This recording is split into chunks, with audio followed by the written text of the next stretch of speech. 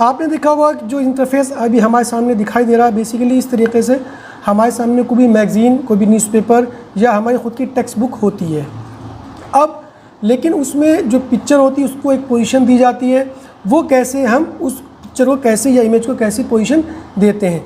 तो उसका तरीका ये होता है कि हम सबसे पहले इमेज को आपका सिलेक्ट करते हैं, और सिलेक्ट करने के बाद हम फॉर्मेट मेनू में जाते हैं, और फॉर्मेट मेनू में रिबन में हमको ये पोजीशन वाला आइकन दिखाई देता है। इस पर जब आप क्लिक करते हैं तो आप देखिए आपको डिफरेंट स्टाइल आपको दिखाई दे रहे हैं। तो जो भी स्टाइल आपको पसंद है, सपोज़ जो आपकी ज़रूरत है, जो आपकी रिक्वायरमेंट है, सपोज़ दैट हमें आपका लेफ़्ट साइड में चाहिए अपना, देखिए इमेज है उसके साथ हमारा टेक्स्ट लिखा हुआ है। अगर हम ये चाहते हैं कि ये मिडिल में आए तो हम इसको इस तरीके से दे सकते हैं। तो देखिए इस तरीके से हमारी इमेज आ जाती है, टेक्स्ट के बीच में आ जाती है।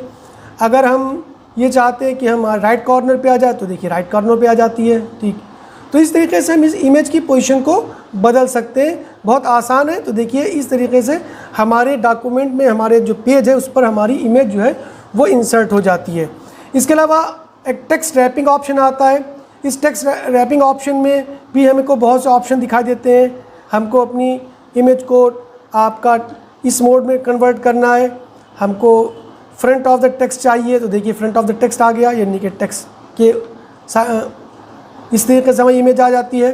बिहाइंड द टेक्स्ट चाहिए तो देखिए टेक्स्ट के पीछे, यानी कि टेक्स्ट ऊपर है और इमेज हमारी जो है बैक में चली जाती है। ठीक, तो ये हम करते टॉप एंड बॉटम में।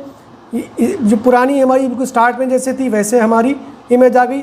तो टेक्स्ट रैपिंग का हम इस्तेमाल करते हैं। ठीक, इनलाइन विद टेक्स्ट, तो देखिए इनलाइन विद टेक्स्ट आ गई। तो इस तरीके से हम अपनी इमेज को पोजीशन भी दे सकते हैं। हम अगर आप बैक में चाहते हैं इमेज को तो बैक में आ जाती है। अगर हम उसके लाइंस के साइड साथ चाहते हैं तो हमारी लाइन के साथ आ जाती।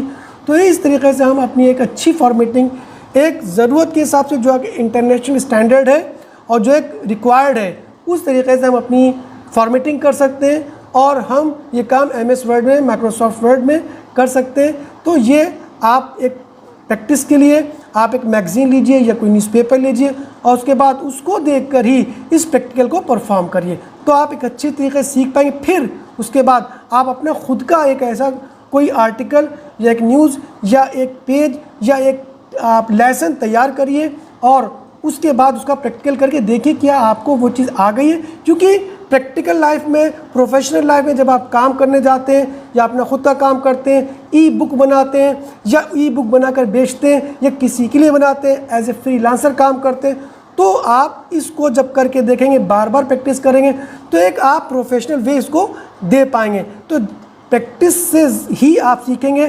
तो you should do the practice and we should go in the lab and perform the practice.